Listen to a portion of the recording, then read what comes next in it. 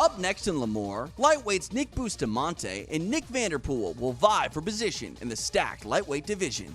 After going 2-1 inside the Bellator cage, Nick the Brick Bustamante returns to Tachi Palace for the first time in nearly 5 years. With 4 professional victories under his belt, Bustamante looks to be a force at 155 pounds. After starting his career in 2011, Victorville's Nick Vanderpool has racked up a professional record of 4-2. Tonight, the Millennia MMA product looks to take the Tachi Palace Fights lightweight division by storm when he looks for his first promotional victory. Coming up next, it's Nick the Brick Bustamante battling Nick Vanderpool. You're watching Tachi Palace Fights. Nick Vanderpool on his way to the TPF cage. When asked how he prepared for this fight, it was just the same old, same old. He said he trained with his team, Millennia MMA, didn't really do any sort of tape study. He said that my biggest strength is my spirit, my toughness, my tenacity. He's just going to go out there and mix it up like he always does. I mean, when you take a fight on short notice, you don't really have a lot of time to game plan and plan for the future. So, yeah, he has to bring those skills that he uses in the gym every single day to the fight, and he's going to have to make adjustments throughout this fight to get to the W. You mentioned training with Millennia a little bit throughout your journey in mixed martial arts, Eve. There are a lot of fighters in that gym, and someone's always getting ready for a fight. So maybe you're not exactly in camp, but you have the ability to step up and take a fight on short notice simply because you're doing the work for your other training partners. You're always sort of in camp when you're training with a team that size. Yeah, and when you're training with guys at that level too, you're constantly getting better. You're helping these guys prepare for the best guys in the world, and that only helps your skill set grow. Nick Vanderpool making the walk tonight here for the first time at Tachi Palace Fights. He wants a big win here if he can get it. This lightweight division got a lot of talent, but a couple wins go a very long way here, and he gets that opportunity against a Bellator veteran in Nick Bustamante.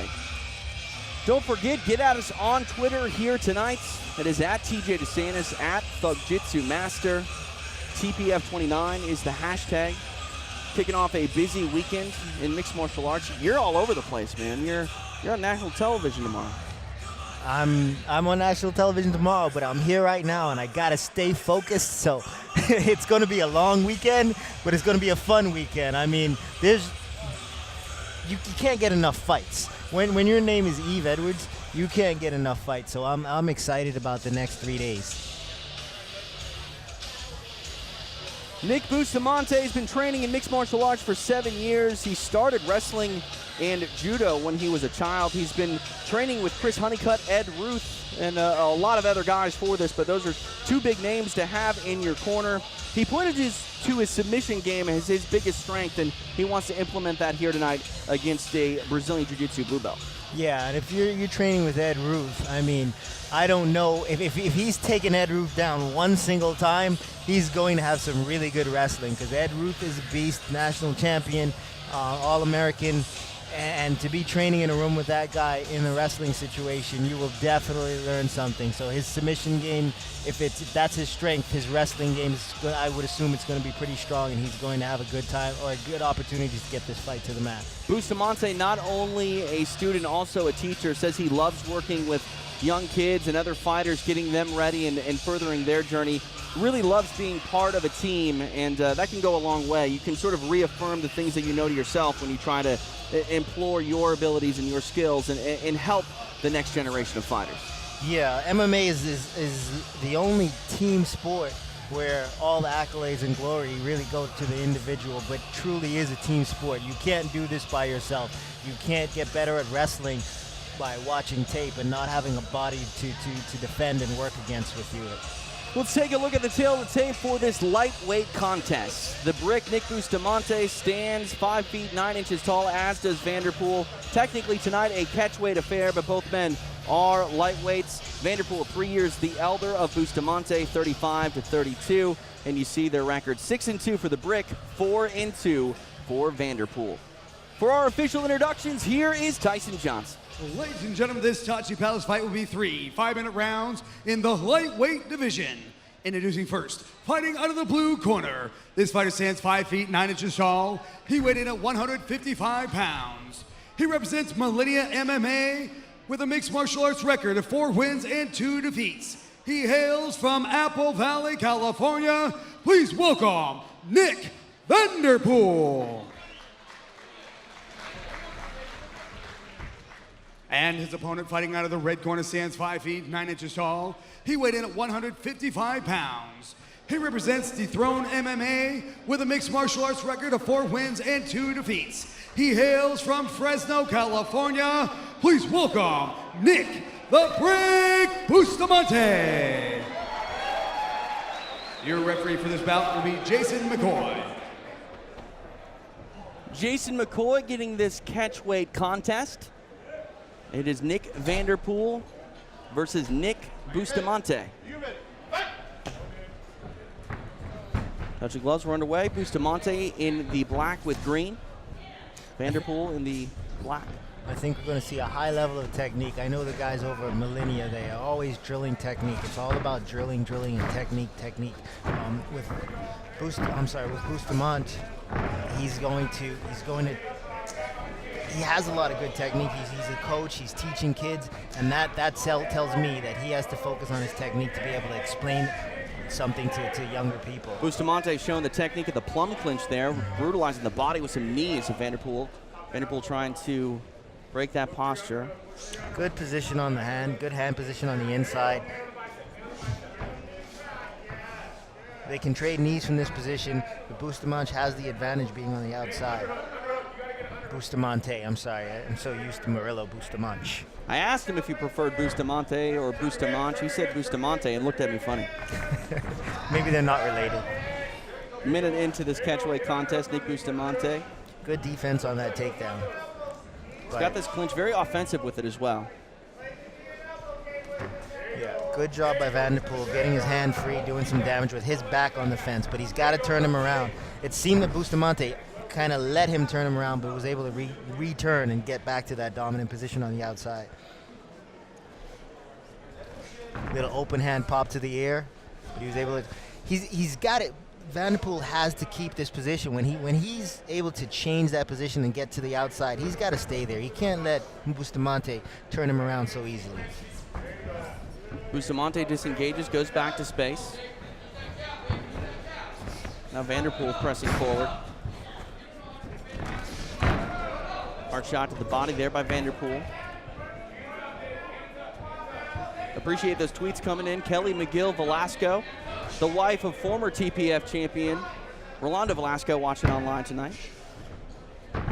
Oh, nice left hook coming in.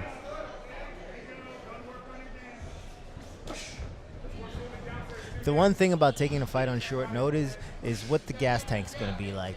That's a huge concern. Nice combination to get to the inside. He has the outside position on this clinch up against the fence, but he relinquishes it very easily. It didn't seem like Bustamante really had to do much to turn him around there. Yeah, Bustamante definitely sort of owning this clinch, but now Vanderpool flirting with the guillotine. There's a little bit of blood. I don't know who's bleeding. There's some blood on Bustamante's arm, and I don't know where that's coming from.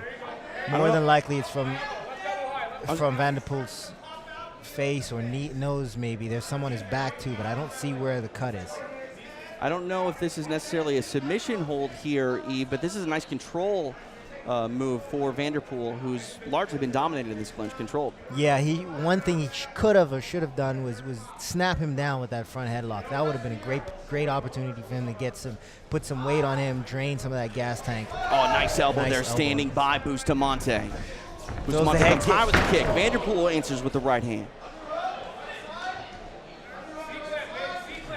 Effective standing elbows, Eve. They're my favorite in mixed martial arts. Standing elbows are brutal, and sometimes they're really hard to get to. But on this clinch in these positions, this is a good time to throw some of those elbows. I'm seeing good technique from both of these guys, but I also see the youth in their style. There's a little bit of lack of taking advantages of some of the opportunities they've created.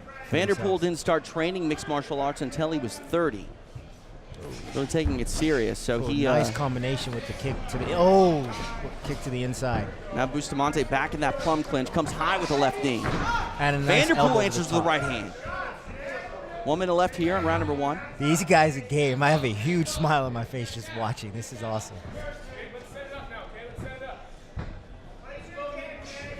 Nice jab gets through there by Bustamante. Yeah, Bustamante's, nice overhand right. But he's got to follow that up. When you counter a guy, it's a perfect opportunity to pour a combination on. He's going to react to that counter, and he's going to be out of position. You have a chance to land some nice, clean shots. Nice kick to the body there by Bustamante. Vanderpool still very game. Nice little flurry of action. Bustamante's been setting up a lot with this jab. See if he does it again. I like to see Vanderpool get his hands higher and use that jab a little more often. Maybe double up on it and try to set something up with the right hand or a leg kick or even a shot. Final seconds here of round number 1. Nice kick comes head high, kick. blocked though by Vanderpool. Good round for both guys. 5 minutes in the books. That was a lot of fun. You mentioned the action there. It slowed a little bit towards the end, but the power has not waned from either of these gentlemen. No, it hasn't. I think we're going to see that throughout the next round also. It may slow again towards the end because they're keeping a relatively high pace, but I love what I'm seeing. I want to see it again. We saw Bustamante early with the clinch. Vanderpool came back and sort of figured it out a little bit, had some control of his own. That really was a feeling out period, I think, for the first 5 minutes for both gentlemen. Yeah, I think they both made a few adjustments and did some things to change the strengths or take away some of the strengths of their opponent. So this is fun. This is a thinking man's fight, and I want to see these guys continue to make adjustments and improve their position. Walk us through some of this action here. We just saw Vanderpool have a nice opportunity to land some knees on the outside. Nice elbow on the inside from Bustamante. I'm sorry, I love to say Bustamante. But Bustamante, he's the one pressing the action a little bit more. I think he won the first round. It was a close round, but I think it's pretty obvious that he won the first. You know, these evenly contested fights, it's almost a shame that there's only 3 rounds because that first round someone has to win, but again, it's still more of like a research and development type of round for their overall game over the course of 15 minutes. Yeah, it is. It does. It's not kind of fun to only have 3 rounds for the fans watching, but for the guys in there. Bustamante coming strong, answered by a right hand from Vanderpool, who comes back with a 1-2. Seems like the intensity's picked up, so this is what I wanted to see. That feeling out process is kind of gone now. I think they know what the other guy has, and now it's time to throw down. Good job by Bustamante setting him up with those jabs, backing him into the fence and landing that knee. Ooh. Nice kick to the body there again by Bustamante. I think Vanderpool he did a little bit of damage. He's backing up. He's a little hurt. Knee. Vanderpool's in trouble. Bustamante trying to capitalize here. Takes the back. Has one hook in. Vanderpool needs to move, needs to readjust here. He's got Bustamante on his back now. Looks like both hooks are in. Trying to dig that left arm underneath the chin of Vanderpool is Bustamante. The problem here for Bustamante, though, yes, he's back to striking. He was just in the grappling mode, and that's giving Vanderpool an opportunity to kind of recover. He was hurt with a shot, but now that he's striking, he's kind of taking those opportunities away from him to recover and doing some damage.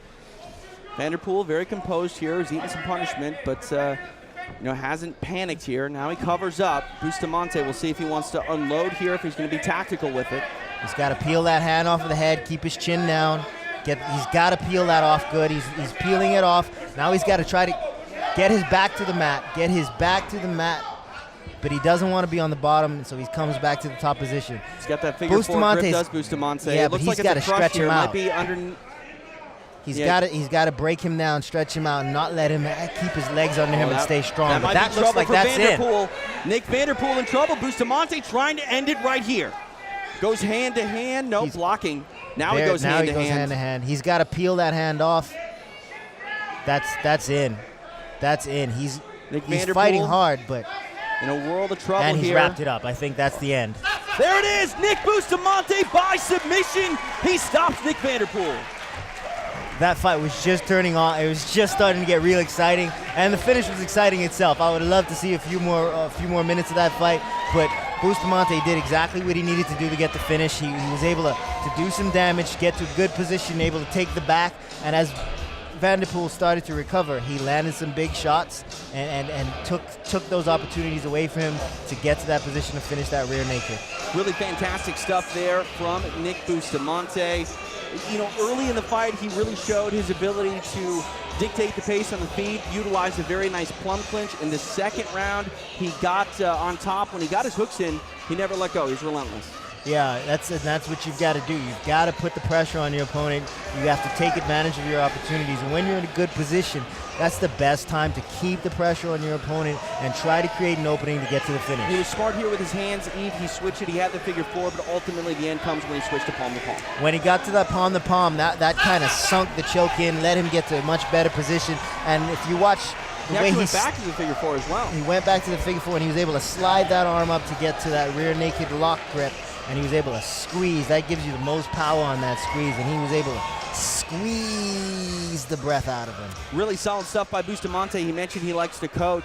He can use this fight as an example of how to really, make the right adjustments, fight your game, and that first round we mentioned there was a bit of a feeling out period.